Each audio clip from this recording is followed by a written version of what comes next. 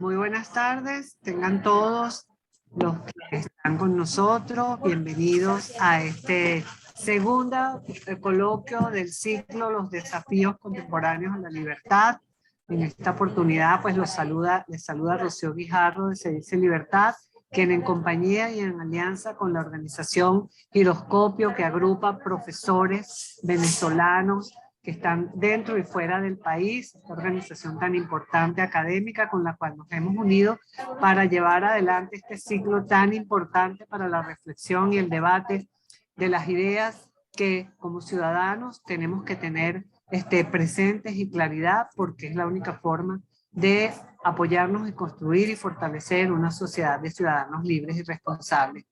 Es muy grato entonces para nosotros darles la bienvenida y le paso la palabra al profesor Juan Rosales, quien será el moderador de este importante evento, donde tendremos al profesor José Antonio Aguilar de México y a la profesora Carolina Guerrero de Venezuela, de la Universidad Simón Bolívar. Adelante, Juan, bienvenidos todos. Muchísimas gracias, Rocío. Bienvenidos todos. Gracias por acompañarnos. En nombre de Giroscopio y también de Se Dice Libertad, pues les doy la bienvenida tanto a los conferencistas que tenemos hoy de una gran calidad como a los asistentes en general a este evento.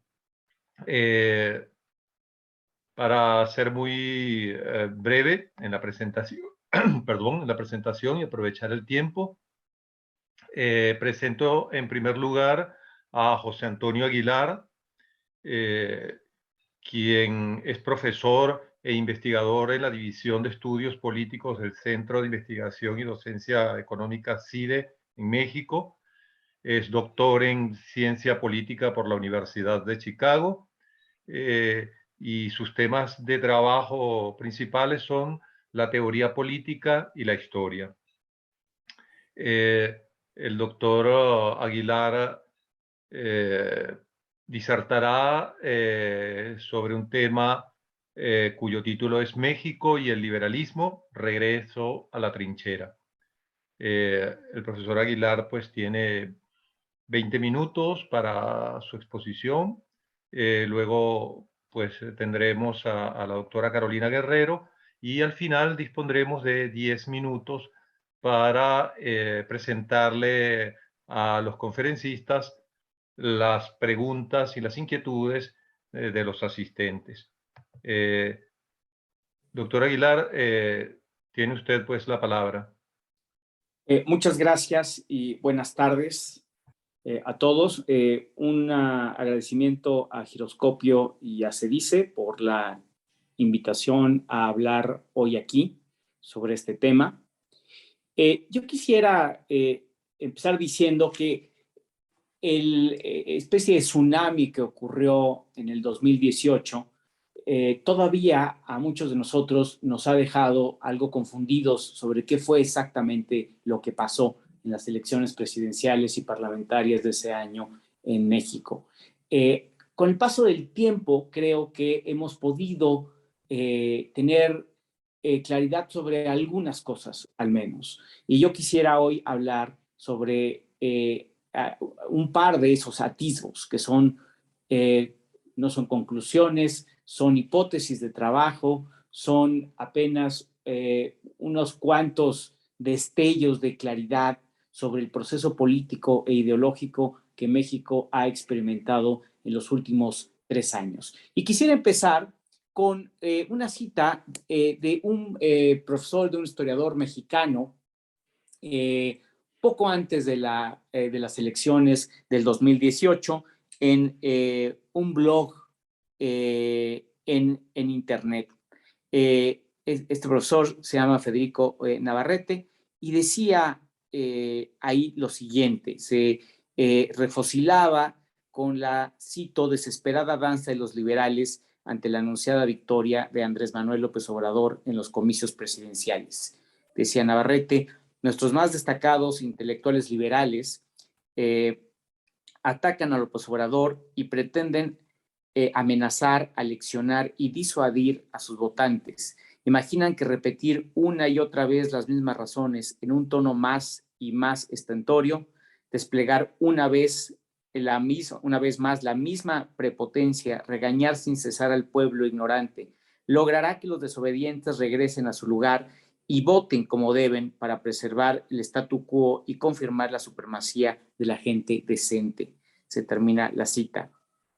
Los liberales, fulminaba Navarrete, cito, no dejan de contarnos una fabulilla moralista disfrazada de lección y de historia. Había una vez en nuestro país un rey muy, muy malo que alimentaba a un ogro aún más malvado llamado el Estado corporativo.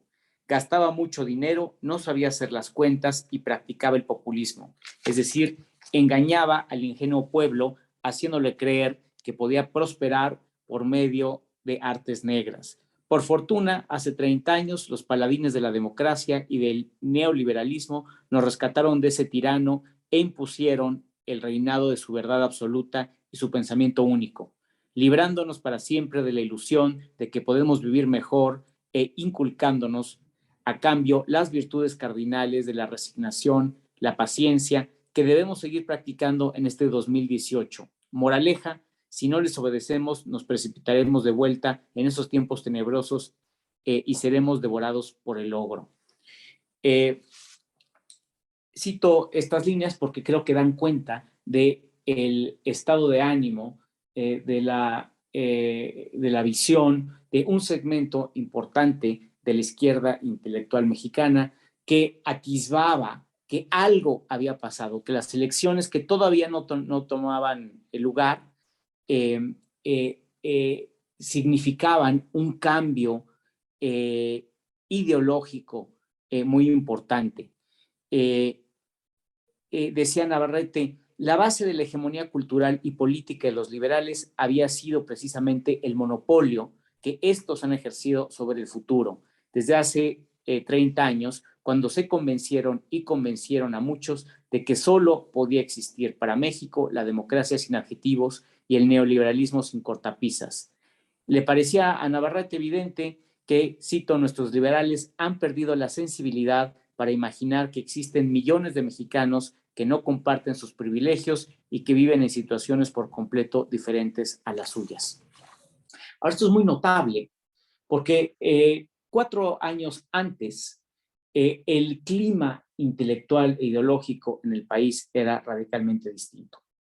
No solamente nos asombrábamos de la resistencia, aparente inmunidad de México ante las olas populistas y autoritarias que habían barrido en vastas áreas del continente latinoamericano, sino que pensábamos que era imposible una amplia reacción de esa naturaleza, como la que había ocurrido en Venezuela, en Bolivia, en Ecuador y en otros países.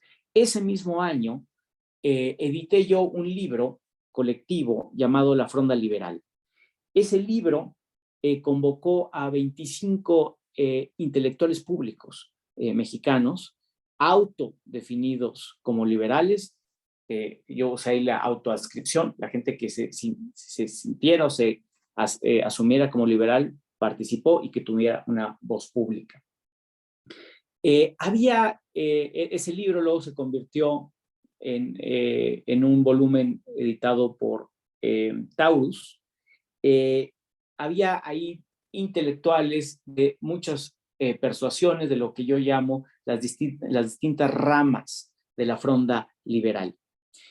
Y hay pocas cosas que unen a esos personajes, pero una de ellas, y que ha resultado ser muy potente, es una beta antipopulista muy fuerte. Es así que si hiciéramos las cuentas de dónde están estos personajes del 2014, 9 años después, 8 años después, en el 2022, encontraríamos, uno desafortunadamente murió, Alonso Lujambio, pero el resto, salvo un par, está claramente en la trinchera de la oposición intelectual e ideológica al presente gobierno. Había ahí una continuidad de la visión liberal pre-2018 y lo que al día de hoy todavía existe. En ese mismo año, en el 2014, tuve una larga discusión con Héctor Aguilar Camín, escritor, intelectual, director de la revista Nexos, que ha sido históricamente muy importante en la vida intelectual de México, sobre las ideas. Este diálogo, que se puede consultar en línea, que se llama Ideas Invisibles, Creencias en Tránsito, publicado en julio del 2014, lo que generó este diálogo fue precisamente la publicación de La Fronda Liberal y ventilar ahí nuestros acuerdos y desacuerdos sobre el proceso ideológico reciente en México. En ese intercambio que ustedes pueden ver, Aguilar Camín decía una cosa que me parece muy notable. Decía que el proceso de modernización de los últimos 30 años en ese momento había dejado una especie de consenso negativo. Y déjenme decir a qué se refería Aguilar Camín. Decía, me atrevería a decir que en el debate público democrático de los últimos años ha nacido un nuevo acuerdo mayoritario. Nadie niega hoy en México que las elecciones son la única vía legítima de acceder al poder. Nadie niega que la corrupción debe acabarse y hace falta transparencia y rendición de cuentas. Nadie niega que hay que respetar los derechos humanos, que debe mejorarse la justicia, garantizarse la seguridad pública y castigar la impunidad. Hay un acuerdo amplio en que la pobreza debe combatirse y una alta expectativa de mayor seguridad social. También se ha establecido la alergia a los déficits públicos, a los desequilibrios macroeconómicos y a la discrecionalidad del Estado en el gasto. Nadie habla a favor de los monopolios, los oligopolios y los poderes fácticos. Hay un acuerdo extendido sobre las ventajas de la globalización, el libre comercio, incluso la integración económica con América del Norte. Hay finalmente una alta expectativa de empleo, bienestar y prosperidad. Obviamente, la pregunta que todo el mundo tiene en mente es si el advenimiento de la ola populista de López Obrador alteró fundamentalmente o trastocó o le dio la vuelta a este consenso liberal que Aguilar Camín identificaba en el 2014. Y creo que la respuesta a esta pregunta es bastante compleja. Porque por un lado podemos ver que aún en el presente, buena parte de estos elementos se mantienen. Es decir, siguen siendo puntos de acuerdo en la sociedad mexicana, salvo, yo diría, los monopolios del Estado, que claramente hay un intento de restaurar en algunas áreas de la economía, como la electricidad, los monopolios del Estado, y la discrecionalidad del gasto público. Y esto quiere decir que López Obrador, la carga antiliberal de López Obrador pasa no exactamente por aquí, sino por un lado paralelo. En esa misma discusión decía o se explicaba por qué, a qué se debía este consenso liberal, de dónde había surgido, y daba Aguilar Camín 3 factores. El primer factor era la demolición interna del nacionalismo revolucionario. Bueno, yo creo que esa demolición interna se decretó de manera prematura. Sí, aunque había sido derrotado el nacionalismo revolucionario en el ámbito sobre todo simbólico y demográfico, es decir, en ciertas élites, claramente a la que pertenece López Obrador, el nacionalismo revolucionario conservaba una aura de nostalgia sobre tiempos mejores. Entonces, aunque tal vez ideológicamente, sustantivamente había sido demolido el nacionalismo revolucionario, no lo había sido en el ámbito emotivo y simbólico. Y ahí creo que en estos 3 años hemos visto un renacimiento, un resurgimiento y sobre todo una reivindicación deliberada de las sensibilidades, del nacionalismo revolucionario, al referirse a la larga noche neoliberal, al hablar del antiguo régimen pre-1982, el gobierno de manera positiva, rescatándolo, etc. Entonces creo que la demolición del nacionalismo revolucionario no fue completa como pensábamos en 2014, que había una supervivencia emotiva y simbólica de eso que menospreciamos, que no apreciamos a cabalidad. El segundo factor era la expansión de la hegemonía liberal luego de la caída del muro de Berlín. Y ahí lo que yo diría es que el efecto de la crisis financiera 2008 tuvo una onda sísmica continental, global, en donde la fe, digamos, en las estrategias de libre mercado, en las reformas macroeconómicas y en la capacidad, sobre todo, de autorregulación del sistema capitalista, sí sufrió un embate que tendría repercusiones locales en el caso de México. Entonces, esa hegemonía liberal estaba ya siendo cuestionada, minada.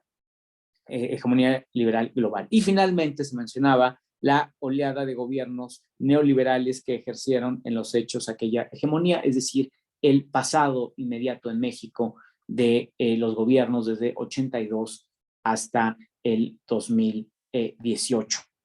Y ahí creo que ya había una pista de algo que no advertimos de manera correcta hace 8 años. Y era que era evidente en ese momento la desconfianza general del Estado como un reflejo de la desconfianza general en el presidencialismo. Porque la gran restauración que hemos observado en estos 3 años es la restauración del presidencialismo mexicano, de ese presidencialismo hegemónico, esa confianza e identificación en el presidente como un líder. Sin embargo, no se terminó la desconfianza en el Estado.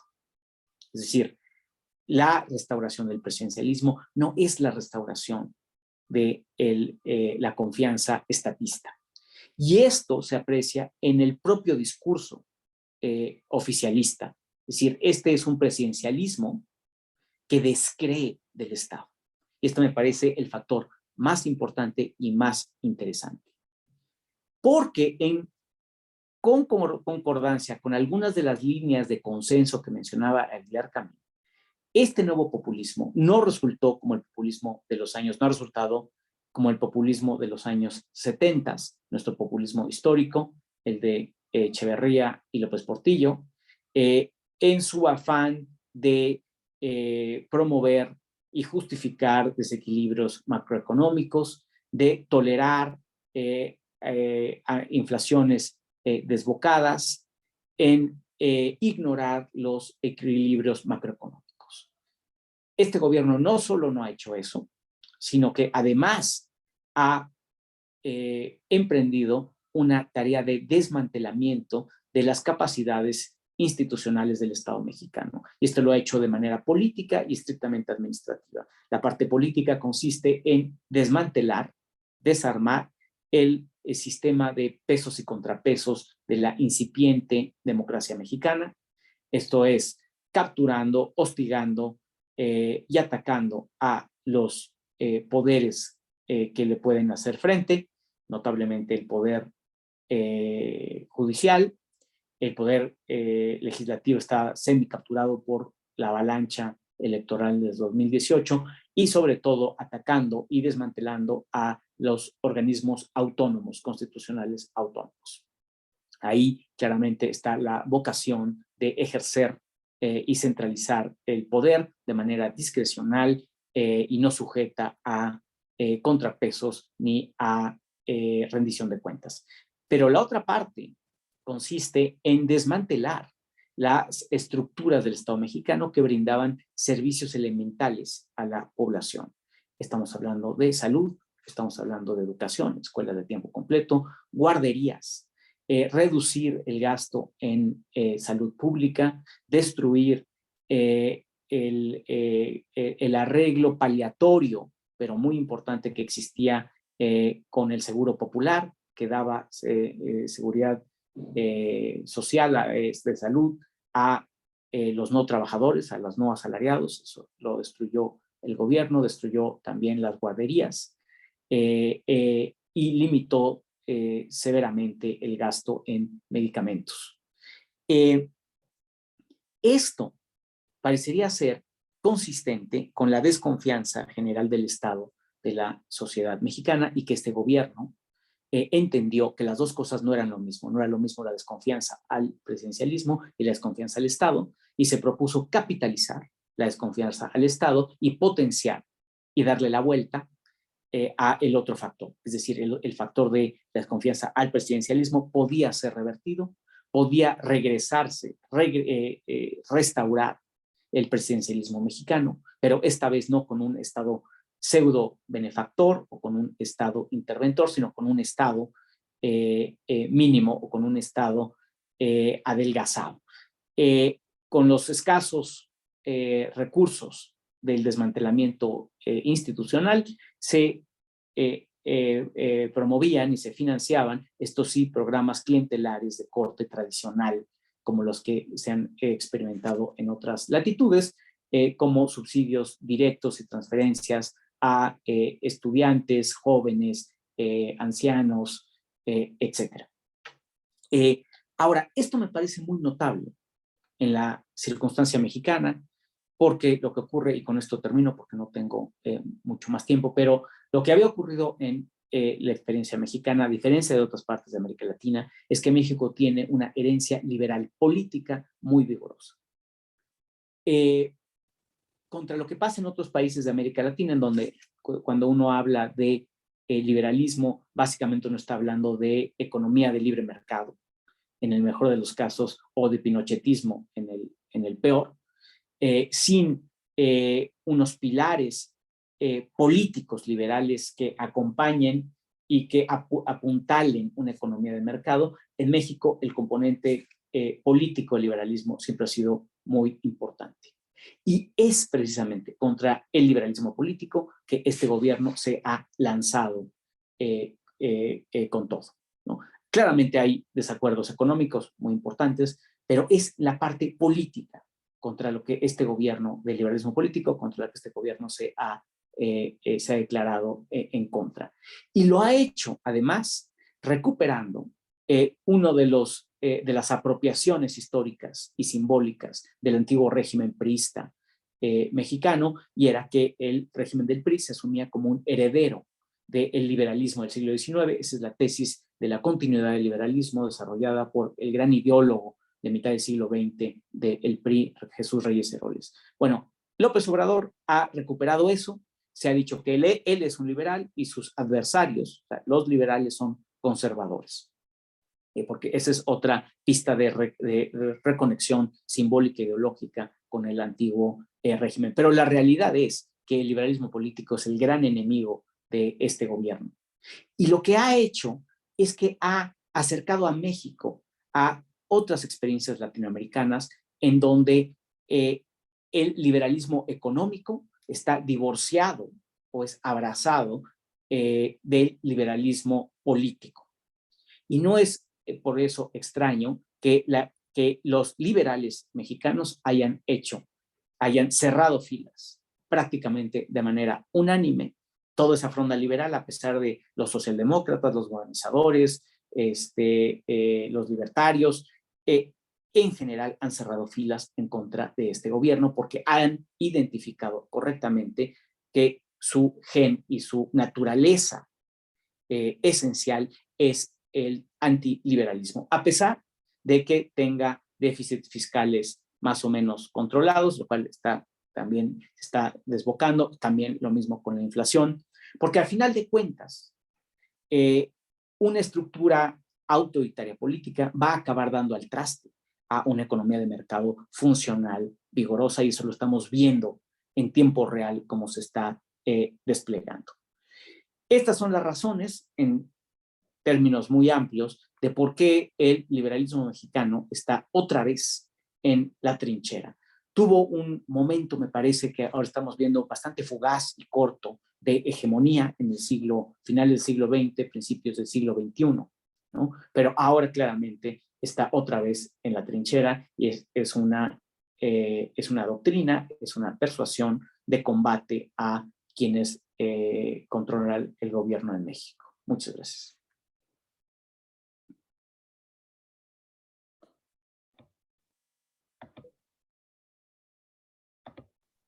Muy bien, muchísimas gracias al doctor José Antonio Aguilar. Estupenda ponencia. Se queda uno con ganas de más, porque realmente es una disertación fabulosa, pero bueno, estamos limitados por un tiempo, pero ya las preguntas aprovecharemos, espero de que el profesor nos pueda ampliar sobre el tema. A continuación, presenta la doctora Carolina Guerrero. Seguramente pues también quedaremos con más ganas, pero bueno, ya sabemos que solo contamos con unos 20 minutos. Carolina Guerrero es doctora en Ciencias Políticas, profesora titular de la Universidad Simón Bolívar en Venezuela, directora del Instituto de Investigaciones Históricas Bolivarium de la misma Universidad Simón Bolívar, autora de más de 60 publicaciones académicas sobre historia de las ideas, filosofía política, teoría política e historia política. La doctora Guerrero planteará el tema de la libertad y los dilemas contemporáneos en torno a la rebelión. Escuchemos a la doctora Guerrero y pues al finalizar tendremos el ciclo de preguntas y respuestas. Queda con ustedes la doctora Guerrero, bienvenida. Buenas tardes a todos. Muchísimas gracias, profesor Rosales. En nombre del Instituto de Investigaciones Históricas Bolivarium de la Universidad Simón Bolívar y en el mío propio expreso nuestro agradecimiento a Giroscopio y a Sedicia Libertad por brindarnos a todos el espacio de discusión y reflexión que representa este coloquio sobre los desafíos contemporáneos de la libertad. Desobedecer es un acto de la conciencia. Representa una expresión primigenia de la libertad del individuo, dado que su sustrato no es más que el pensamiento crítico. Está fundado en la responsabilidad personal de discurrir racionalmente en una permanente búsqueda y configuración objetiva de la verdad y en la consecuente decisión sobre emprender las acciones necesarias que la sostengan. Pero la desobediencia en política, esto es, la desobediencia civil libertaria, plantea al menos 3 dificultades. El choque con el eventual relativismo sobre la condición legítima de su causa, la tendencia a procurar encapsularla en procedimientos políticamente inocuos que terminan desintegrándola, y el efecto en ella del repudio proveniente de una mayoría colaboracionista con los abusos del poder, con la inercia tradicionalista y con la invasión del comunitarismo en la soberanía personal. Aún frente a una dominación totalitaria, el individuo reafirma su libertad solo a partir de la osadía de realizar el deber, en principio hacia sí mismo, de preservar su pensamiento crítico y de aferrarse a su autonomía moral. Es el sentido de aquella frase de Octavio Paz, para quien la libertad consiste en un movimiento de la conciencia que nos lleva en cierto momento a pronunciar 2 monosílabos, sí o no. Esa declamación individual es el resultado de un juicio propio que se hace posible únicamente cuando el hombre se niega a dar por ciertas las afirmaciones emanadas del poder, del colectivismo y de lo que la filósofa Ayn Rand denomina la tradición altruista. En lugar de ello, se permite a sí mismo cuestionarlas. Las interroga. Al hacerlo, es capaz de descubrir la falacia proveniente de toda interferencia y de toda dominación arbitraria, y ratifica su libertad cuando, a contracorriente de cualquier forma de intimidación, ejerce el atrevimiento de contradecir a una autoridad política y también a una autoridad cultural aplastante. La libertad ha estado históricamente retada por una amplia manifestación de discursos y movimientos igualitaristas, detrás de los cuales han avanzado proyectos políticos ansiosos por devorar al individuo, sus valores e intereses personales. Por ello, exploramos el análisis de la rebelión y la desobediencia como acto socrático de la conciencia, constitutivo de la libertad individual. La confrontación del individuo con las tensiones entre sumisión y desobediencia ocurre en primer lugar, mas no exclusivamente, en el terreno del lenguaje.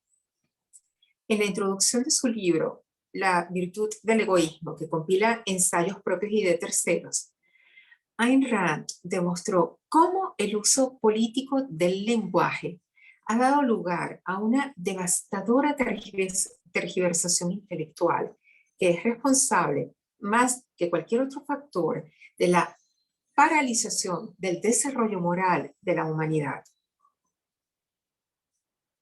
La filósofa mencionaba la discusión relativa a la palabra egoísmo y cómo sus interlocutores le preguntaban a ella por qué la empleaba para describir virtudes del carácter, siendo, según ellos, incompatible con el concepto que tienen de ella muchas personas para las cuales no significa las cosas que usted, Ayn Rand, desea expresar. La respuesta de Rand era invariable. Acudía a la palabra egoísmo por la misma razón por la cual aquellos le temen. Ese es el justo gesto de un imperativo de la desobediencia. Tanto la ética del colectivismo en general como las experiencias de dominación despótica en particular, históricamente han resemantizado lenguaje en contra de una gramática de la libertad. La novela distópica de George Orwell, 1984, nos presenta una ilustración desgarradora sobre ese fenómeno político.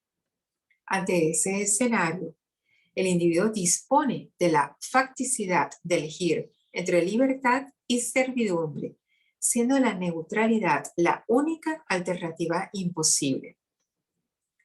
Aquella acción implica recurrir a la propia razón a efectos de constatar, por ejemplo, que el egoísmo, como teoriza Rand, consiste en el legítimo cuidado de sí y la preocupación del individuo por sus intereses personales, por su deseo de vivir una existencia digna y productiva, todo lo cual es fundamento de la auténtica moral. En contra de esa verdad, el altruismo declara que toda acción realizada en beneficio de los demás es buena y toda acción realizada en beneficio propio es mala, reduciendo a los hombres a la condición de animales sacrificables o beneficiarios de sacrificios ajenos, la de víctimas y parásitos, califica Rand. En el tiempo presente, el uso que se da a la palabra egoísmo connota maldad y perversión, en tanto la palabra altruismo es subjetivamente asociada con la bondad fraternal. Y frente a la gramática del colectivismo, que propugna la depravación del liberalismo y se arroga el monopolio de lo humanista, el primer acto de desobediencia ha de consistir en poner en duda y en consecuencia desconocer las certezas ofrecidas por todo proyecto que apunte a considerar la comunidad como una entidad moralmente superior al hombre. La inercia popular de aceptar como irrefutables las afirmaciones fabricadas por el lenguaje del altruismo constituye sumisión, servidumbre, abandono de la racionalidad propia. Ese ha sido el principal fulcro de la tiranía en la historia, por lo cual la desobediencia a las convenciones lingüísticas elaboradas en contra de la libertad del individuo es una necesidad vital. Como demostró Vittorio Alfieri hacia el año 1777, bajo las tiranías, los nombres de todas las cosas se desnaturalizan y se confunden. En periodos filototalitarios, el silencio del pensamiento crítico y la evasión del deber de desobediencia ante las imposiciones ideológicas derivadas de una gramática colectivista están atados al miedo. El sujeto intuye las consecuencias de contradecir la retórica del poder y aterrado, cree que resguarda su vida solo si demuestra la lealtad frente a las enunciaciones de la neolengua. Se pliega a ella.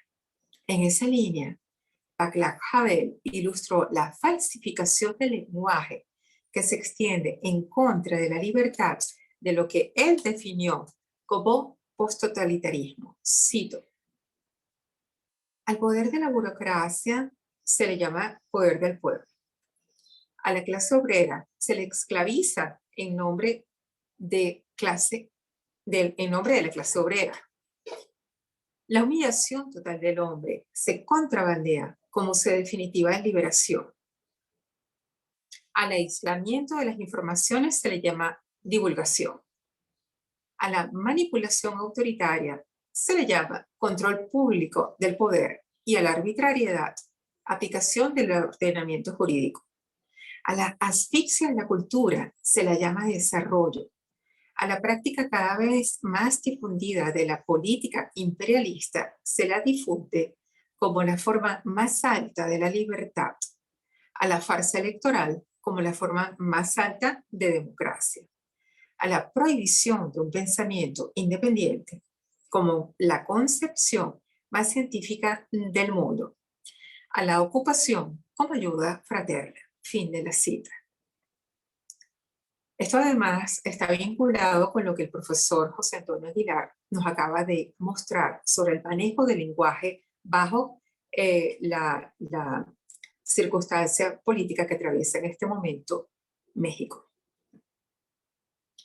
Sobre la base de las reflexiones de Havel, podemos interpretar que el acogimiento voluntario de semejante discurso se corresponde con la ilusión por demás autoinfligida de que la desobediencia dócil no se asienta en la disposición individual de vivir en la mentira, sino tan solo en una respuesta ordinaria emanada de la paradójica conformidad de cada quien con el sistema totalitario que lo acorrala. Así, el hombre que encarna la actualidad de ser simultáneamente víctima y sostén del poder ha declarado su lealtad, dice Havel, su lealtad de la única manera que el poder social es receptivo, es decir, aceptando un ritual preestablecido, aceptando la apariencia como realidad, aceptando las reglas del juego. Al hacer esto, ha entrado él mismo en el juego, se ha hecho un jugador, ha permitido a su vez al juego avanzar. Fin de la cita. En medio de la asfixia totalitaria, el individuo se esclaviza voluntariamente una vez que adopta el sentido de las locuciones emanadas del poder. Ignora que si el motor de tal genuflexión lingüística es el miedo, la manifestación de lealtad nunca lo va a proteger de la ferocidad del sistema. Su seguridad comenzará a ser factible únicamente a partir del derrumbe del poder al cual él ha elegido dar soporte. Del mismo modo, voluntariamente, también organiza su propia cosificación cuando, en tiempos distantes a la dominación radical, sucumbe inercialmente a la semántica del colectivismo, ya que el lenguaje, además de articular el pensamiento, es acción política. Para Rand, el individuo es libre para elegir no ser consciente, pero no es libre para escapar a la sanción que merece la falta de conciencia, su destrucción. La decisión de ser libre no está dada en la naturaleza. Proviene de un ejercicio autónomo en el cual el individuo se dispone a consultar su recta razón y derivar su pensamiento crítico, los valores de la moral con la que ha de orientar sus actos. Así, la razón, señala Rand, es una facultad que el hombre debe ejercer por elección. Y frente a lo que hemos denominado la gramática del colectivismo, que ha fijado en la subjetividad compartida la imagen de bondad asociada a todo proyecto político altruista, es necesario, como teoriza la autora, rebelarse contra sus premisas básicas, esto es, emprender la desobediencia del pensamiento libre ante los falsos significantes que han propagado las retóricas adversas a la libertad individual. Frente a la distracción espectacular y el eventual adormecimiento del juicio al que está sometido cualquier individuo hoy, únicamente una racionalidad abierta es capaz de desvelar la crisis no evidente. Es decir, una condición básica para actuar con libertad es preservar la curiosidad responsable, la voluntad por comprender y desvelar una realidad desgarradora. Solo así es posible identificar la iniquidad ante la cual debe realizarse el acto de rebelión. Ningún acto de rebelión y de desobediencia civil puede ser un acto solitario. Para que sea políticamente eficaz, es preciso que los individuos actúen conjuntamente. A ellos les corresponde indignarse ante los excesos del poder, y aún voces como la de Stefan Hassel, aunque esas voces afirmen que la reacción popular no puede ser solo no violenta frente a la violencia estatal infinitamente superior, debemos subrayar junto al propio Hessel que la no violencia es una manera más segura de obstaculizar el universo de violencia ante el cual la sociedad ha de rebelarse. El sueño de la razón produce monstruo, reza aquel grabado de Goya. Es necesario agitar la razón y descubrir la violación de derechos, desvelar el desgarro a la condición humana que ocurre cada vez que el colectivismo cobra fuerza y amenaza con impedir llevar una vida digna en libertad. ¿Deben existir políticamente límites a la rebelión? Sí, aún frente a la pobreza de espíritu en sentido hegeliano y a la ignominia criminal de la satrapía, el rebelde debe preservarse en su propia condición de humano. Ello demanda el ejercicio vigilante de cada quien sobre sí mismo para mantener distancia frente a las tentaciones. Por ejemplo, a la degradación moral y del intelecto a las cuales nos precipitaría la ignorancia, la indiferencia, la indolencia y la inacción. Del mismo modo, el rebelde debe apuntar siempre a la defensa y al restablecimiento de la justicia y la libertad de su comunidad política y no a provocar su apocalipsis. El dilema histórico-político del individuo libre está esencialmente en cómo batallar en contra de la servidumbre voluntaria. Es allí donde está el punto de origen de toda dominación ilegítima. En ese sentido, y al notar que los episodios de desobediencia y pulsión libertaria son más esporádicos que los de las tiranías, la posibilidad de la libertad parece pender del antagonismo entre los individuos decididos a ser libres y los sujetos deseosos de entregar su libertad a quien esté dispuesto a tiranizarlos. En tal contexto, la desobediencia del individuo ha de dirigirse no solo hacia el sistema de dominación tiránica o totalitaria en aras de suprimirla, sino también hacia el deber de persuadir a sus congéneres, los voluntariamente serviles, sobre el deber de ser libres, como única forma de llevar a cabo la auténtica condición humana. Recordemos siempre Sócrates, para quien el deseo del individuo no ha de centrarse en el mero acto de vivir, sino en llevar a cabo una vida buena, solo posible en el ejercicio y el disfrute de la libertad. Rebelión significa negarse a acatar el mandato arbitrario del poder. Muchas gracias.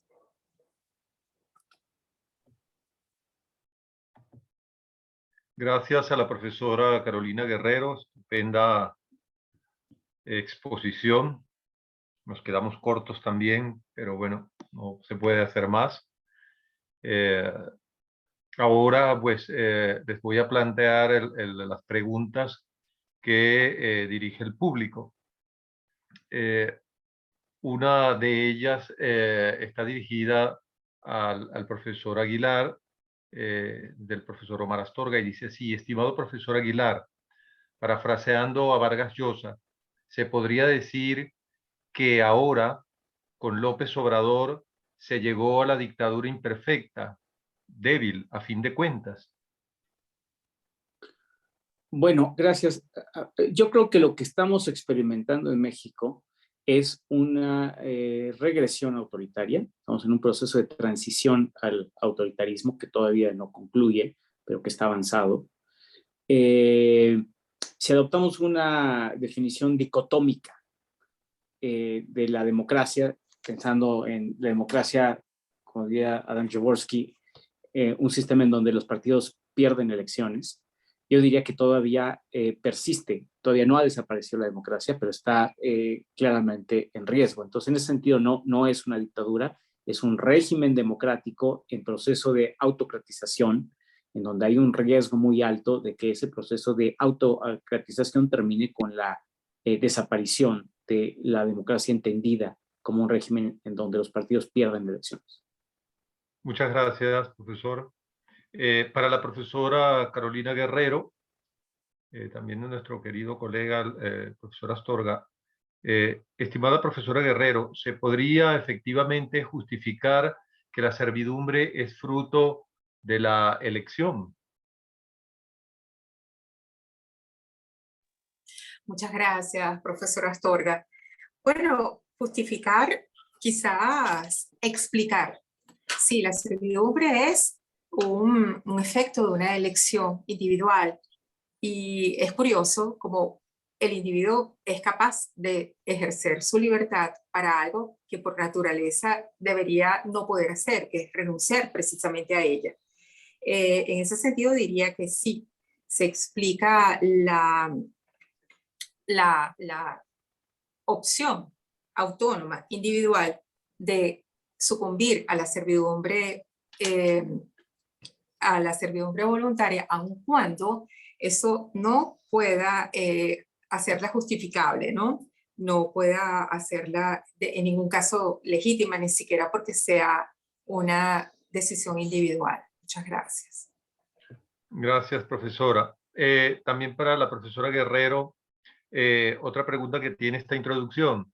Dice así: profesora Guerrero ha afirmado que desobediencia y rebelión son un acto socrático.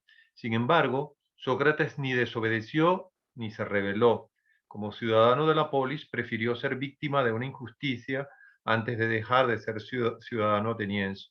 Reconocerse ciudadano supone entender que en ocasiones nos equivocamos en nuestras decisiones sociales.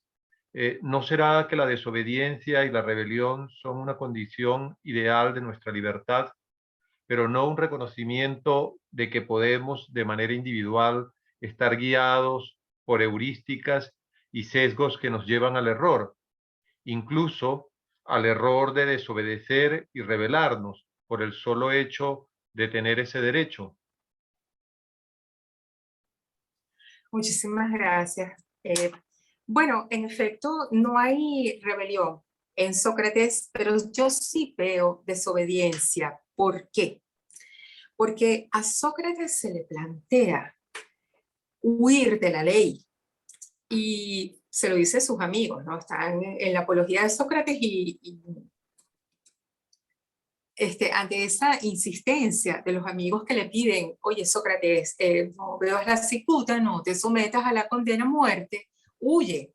Él dice que no, porque huir sería precisamente un acto indigno, un acto de traición a la libertad que se supone está inserta en las leyes de Atenas.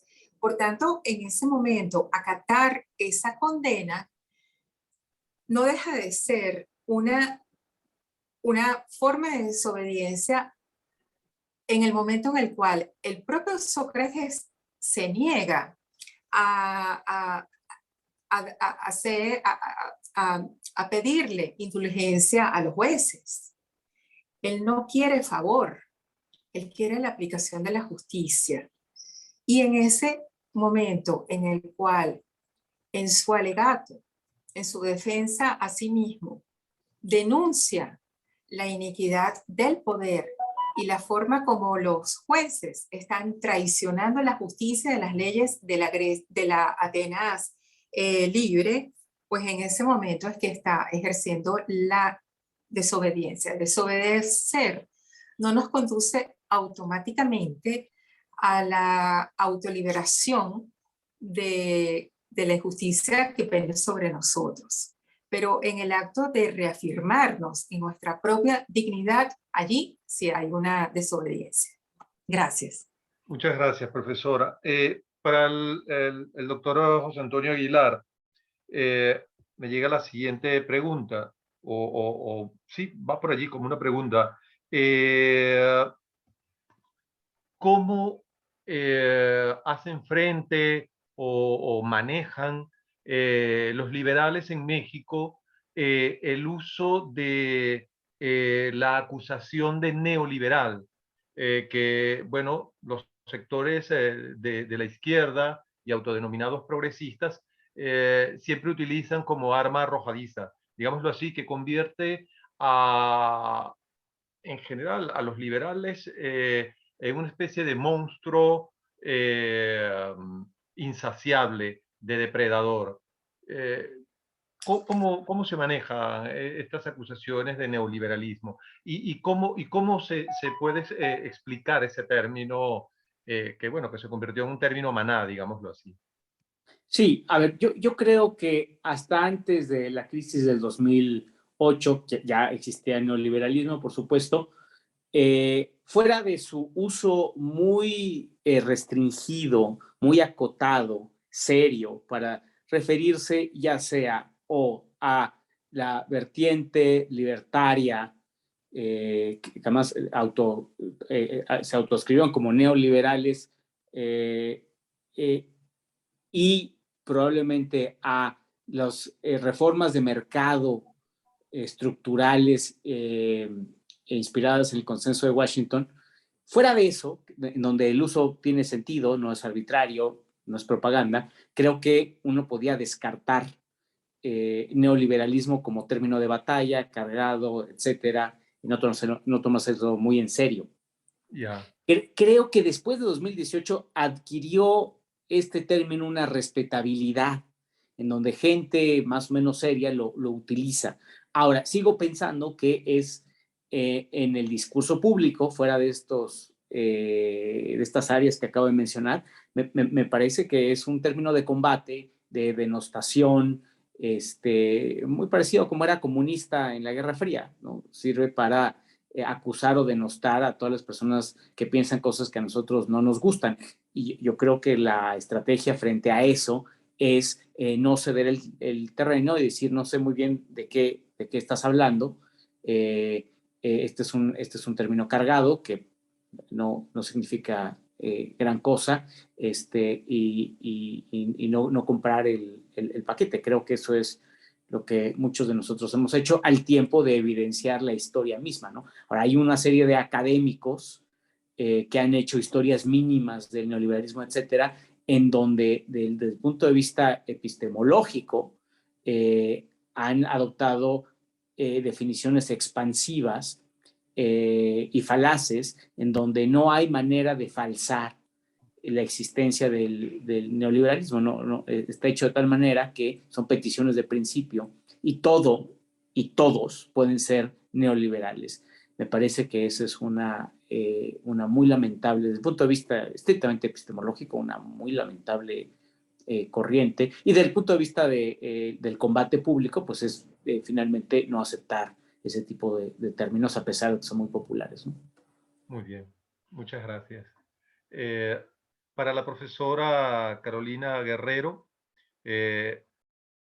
aquí hay dos preguntas. En esta era de posverdad, ¿puede existir libertad sin el libre ejercicio del pensamiento crítico?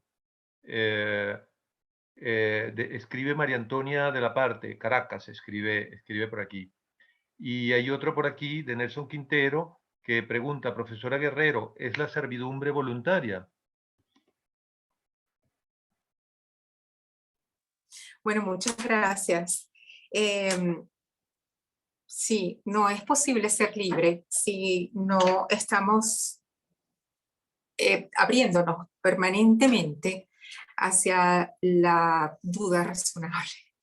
O sea, hacia el deber, la necesidad, la exigencia, incluso el riesgo de dudar. Y por eso probablemente Occidente está tan atacado. La cultura occidental es la cultura del pensamiento libre, o sea, la que ha expandido las posibilidades de debate, de refutación de un argumento a partir de otro argumento, la que ha tratado de establecer un liberalismo que ha consistido en civilizar nuestras prácticas, suprimir la violencia y sentar sobre la deliberación nuestra confrontación de unas ideas con otras para además estar abiertos a la posibilidad incluso de cambiar las propias, ¿no? Entonces, en ese sentido, bueno, nunca abrazamos una idea de verdad última, de verdades definitivas, y eso es una práctica que debemos defender y preservar. En cuanto a la servidumbre voluntaria, es siempre voluntaria la servidumbre. Bueno, pensando en el ensayo de Etienne de Lavoisier, pues él dice que sí, que preponderantemente los individuos aceptan la sumisión ante otro que no tiene mayor tamaño, que no tiene mayor capacidad, que no tiene mayor fuerza para someterlos efectivamente. Y si la servidumbre no hubiese sido voluntaria a lo largo de nuestra historia, entonces no serían tan esporádicos los momentos de libertad y tan frecuentes los momentos en los cuales la humanidad ha estado sometida a diversas tiranías. Hay formas de servir, bueno, yo creo que cuando un individuo está sometido a algo, no voluntariamente, sino por el acoso, la fuerza, la extorsión, etcétera, la violencia radical, a estar subordinado a otro, entonces en ese caso no hablaríamos de servidumbre, sino propiamente de otro fenómeno. Muchas gracias. Gracias, profesora. Para finalizar, porque bueno, ya estamos en el límite de tiempo, para el profesor José Antonio Aguilar, la siguiente pregunta. Ante el deterioro institucional y el progresivo dominio de las fuentes de poder, ¿cuál ha sido el grado de apoyo que pueda mantener López Obrador en el tejido social y el estado de las relaciones de las fuerzas políticas que lo llevaron al gobierno? Es una pregunta complicada, aparentemente sencilla, porque podríamos simplemente citar los índices de aprobación en las encuestas, en donde López Obrador ronda como los 60%, que parece alto, y es alto, sin embargo, es más o menos consistente con la de los últimos presidentes mexicanos, con la excepción de Enrique Peña Nieto, que se desplomó a mitad de su sexenio. Entonces, son altos, pero no son sin precedentes. Pero es complicado porque si uno le pregunta a esa misma gente que le da una aprobación del 60% al presidente, si aprueba sus políticas públicas, si cree que se está haciendo lo correcto respecto a la economía, el crimen y a otras áreas, un gran porcentaje de la población no está de acuerdo en el rumbo del gobierno. Entonces, si la pregunta es, entonces, ¿están o no están con el gobierno? Bueno, pues están con López Obrador, pero no están contentos con el gobierno. Es esta cosa que mencioné en mi presentación sobre descontento con el Estado, no es lo mismo que descontento con el presidente. Aparentemente el descontento con el Estado es secular, mientras que el descontento con el presidente puede cambiarse, puede revertirse. Si alguien creyó que había una desconfianza secular del presidencialismo mexicano después de la transición a la democracia, estos últimos 3 años han demostrado que no era así, que el presidencialismo mexicano puede restaurarse de manera efectiva. Entonces, eso plantea la paradoja de que el gobierno esté en mal estado aún a los ojos de los encuestados, mientras que el presidente sea popular, ¿no? Y ahí radica la complejidad de la situación. Totalmente, bastante compleja. Muchas gracias al doctor José Antonio Aguilar por su estupenda intervención. Lo mismo digo de la doctora Carolina Guerrero, 2 conferencias de altura. Se queda, creo yo, uno con ganas de más. Pero bueno, hemos tocado al final hemos llegado de estas conferencias. Solo me resta darle las gracias, manifestarles que Giroscopio es su casa, son bienvenidos y me atrevo también a decirlo por CEDICE, por lo que ha dicho la profesora Rocío Guijarro al principio. Y bueno, invito al público, a todas las personas que nos siguen, a sumarse a la próxima intervención. En la próxima jornada será el miércoles 8 de junio, 20 horas de España, 13 horas de México, 14 horas en Caracas y 14 horas en Santiago de Chile. Tendremos 2 estupendos conferencistas, el profesor Gabriel Morales y el profesor Enrique Ali González. Por favor, no se lo pierdan, los esperamos por aquí y deseamos pues que sigan interactuando con nosotros. Gracias, doctor Aguilar, gracias, doctora Guerrero, y gracias a todos por asistir a esta jornada. Hasta pronto. Gracias a ustedes. Gracias.